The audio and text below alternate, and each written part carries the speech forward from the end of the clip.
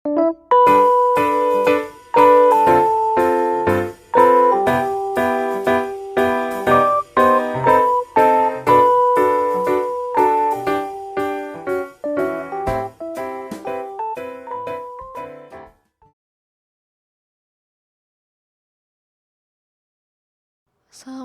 warahmatullahi wabarakatuh. Selamat pagi teman-teman. Apa kabar semua? Bu Guru harap semua selalu dalam keadaan sehat ya. Hari ini kita akan belajar mata pelajaran Al-Quran Hadis. Bab 1 tentang surat Al-Fatihah. Bu Guru yakin pasti teman-teman semua sudah hafal bacaan dari surat Al-Fatihah kan? Karena surat Al-Fatihah ini sering kali kita baca pada saat kita melaksanakan sholat. Sebelum kita memulai pelajaran hari ini, marilah kita awali dengan membaca basmalah. Bismillahirrahmanirrahim. Surat Al-Fatihah yang akan kita pelajari hari ini yaitu tentang yang pertama, identitas surat Al-Fatihah. Al-Fatihah artinya pembuka atau pembukaan. Maksudnya, Quran surat Al-Fatihah ini adalah pembuka dari seluruh surat-surat yang ada di dalam Al-Quran. Lalu surat Al-Fatihah merupakan urutan surat yang pertama di dalam Al-Quran. Jadi Al-Fatihah adalah surat yang pertama di dalam Al-Quran. Surat Al-Fatihah terdiri dari 7 ayat dan termasuk golongan surat Makkiyah. Kenapa sih kok disebut surat Makkiyah? Masih ingat nggak? Pelajaran di kelas 1 loh. Ya, surah Al-Fatihah turun ketika Nabi Muhammad SAW berada di kota Mekah.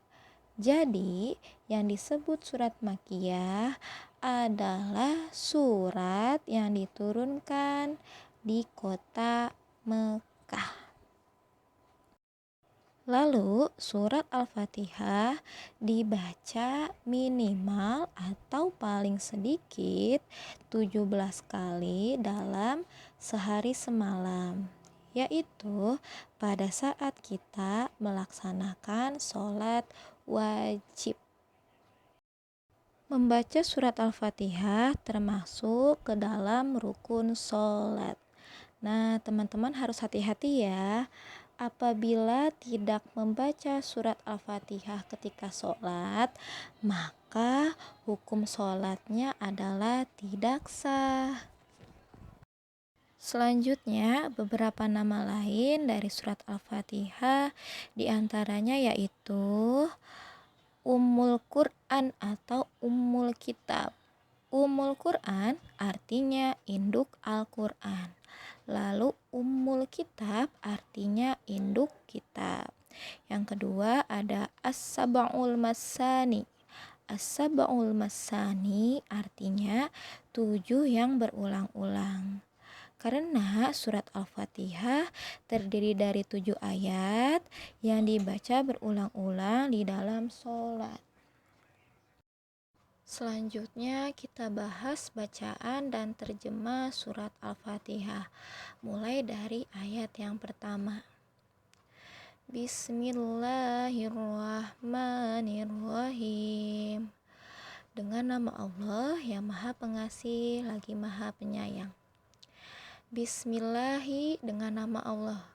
Ar-Rahmani yang Maha Pengasih, Ar-Rahim Maha Penyayang. Ayat pertama ini disebut juga dengan bacaan basmalah. Ayat ini mengajarkan kepada kita bahwa sebelum melakukan aktivitas apapun, hendaknya kita memulainya dengan membaca basmalah. Untuk apa? Karena agar aktivitas yang kita lakukan diridhoi Allah dan mendapat berkah dari Allah, serta aktivitas yang kita lakukan dapat berjalan dengan lancar. Selanjutnya ayat kedua yang berbunyi Alhamdulillahi Rabbil Alamin. Segala puji bagi Allah Tuhan seluruh alam. Segala puji, lillahi bagi Allah, Rabbi Tuhan al-alamin seluruh alam. Ayat kedua pada surat Al-Fatihah ini disebut juga dengan bacaan hamdalah atau pujian kepada Allah, yang mengajarkan kepada kita bahwa kita harus selalu bersyukur atas nikmat yang diberikan Allah kepada kita. Lalu ayat ketiga yang berbunyi Ar-Rahmanir-Rahim, yang Maha Pengasih, Maha Penyayang. Ar-Rahmani, yang Maha Pengasih, Ar-Rahim, Maha Penyayang. Ayat ketiga ini mengajarkan kepada kita dua sifat Allah, yaitu Ar-Rahman dan Ar-Rahim. Ar-Rahman artinya Maha Pengasih, lalu Ar-Rahim artinya Maha Penyayang. Sifat Allah Ar-Rahman diberikan kepada seluruh makhluknya, sedangkan Ar-Rahim hanya diberikan kepada hambanya yang beriman dan bertakwa. Ayat keempat, Maliki Yaumiddin, pemilik hari pembalasan. Maliki, pemilik, Yaumi, hari, Ad-Din, pembalasan. Maksud dari ayat 4 ini adalah hanya Allah lah satu-satunya yang mengetahui kapan datangnya hari pembalasan atau yang biasa kita sebut hari kiamat. Ayat kelima, Iyyaka na'budu wa iyyaka nasta'in. Hanya kepada Engkaulah kami menyembah dan hanya kepada Engkaulah kami mohon pertolongan. Iyyaka, hanya kepada Engkau, na'budu, kami menyembah, wa iyyaka, dan hanya kepada Engkaulah, nasta'in, kami mohon pertolongan. Ayat kelima ini menjelaskan kepada kita bahwa hanya Allah lah satu-satunya yang wajib kita sembah. Kita tidak boleh menyembah kepada selain Allah. Dan jika itu terjadi, berarti kita sudah melakukan dosa besar, yaitu syirik. Na'udzubillahi min zalik. Ayat ke-6, Ihdinas siratal mustaqim, tunjukilah kami jalan yang lurus. Ihdina, tunjukilah kami, as-sirata, ke jalan, al-mustaqim, yang lurus. Nah, setiap kali kita berdoa jangan lupa selalu memohon agar diberikan petunjuk jalan yang lurus. Apa itu jalan yang lurus? Mari kita bahas pada ayat ke-7. Dan yang ke-7 ayat terakhir.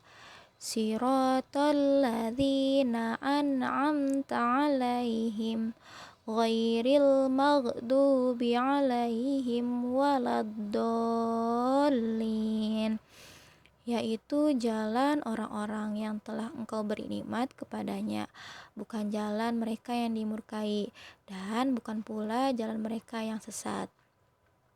Sirata, yaitu jalan, alladzina, orang-orang yang an'amta, Engkau beri nikmat, alaihim, kepadanya, goiri, bukan jalan, al-maghdubi alaihim, mereka yang dimurkai, waladdallin, dan bukan pula jalan mereka yang sesat.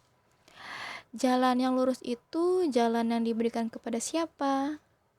Nah, jalan yang lurus itu jalan yang Allah berikan kepada orang-orang yang beriman dan bertakwa, yang dimana selalu menjalankan perintah Allah dan menjauhi larangannya.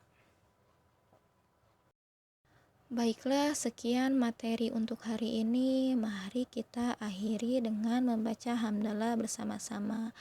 Alhamdulillahirobbil alamin. Terima kasih atas perhatiannya. Semoga bermanfaat apa yang telah Ibu sampaikan hari ini.